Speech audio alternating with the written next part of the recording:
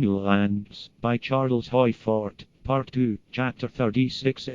In October 1913 occurred something that may not be so very mysterious because of nearness to the sea. One supposes that if extra-mundane vessels have sometimes come close to this earth, then sailing away, terrestrial aeronauts may have occasionally left this earth, or may have been seized and carried away from this earth.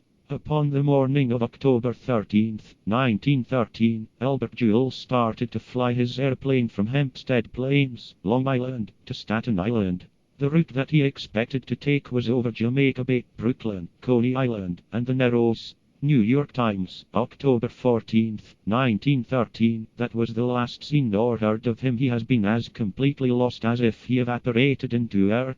But as to the disappearance of Captain James, there are circumstances that do call for especial attention. New York Times, June 2, 1919. That Captain Mansell R. James was lost somewhere in the Berkshire Hills upon his flight from Boston to Atlantic City, or, rather, upon the part of his route between Lee, Massachusetts, and Mitchell Field, Long Island. He had left Lee upon May 29. Over the Berkshires, or in the Berkshires, he had disappeared. According to later dispatches, searching parties had scoured the Berkshires without finding a trace of him. Upon June 4, Army planes arrived and searched systematically. There was general excitement in this mystery of Captain James. Rewards were offered. All subscribers of the Southern New England Telephone Company were enlisted in a quest for news of any kind. Boy Scouts turned out.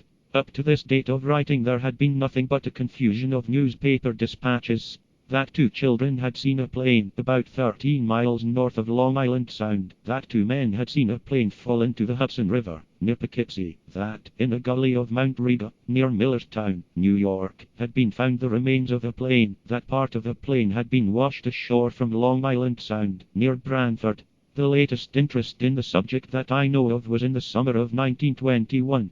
A heavy object was known to be at the bottom of the Hudson River, near Poughkeepsie, and was thought to be Captain James' plane. It was dredged up and found to be a log.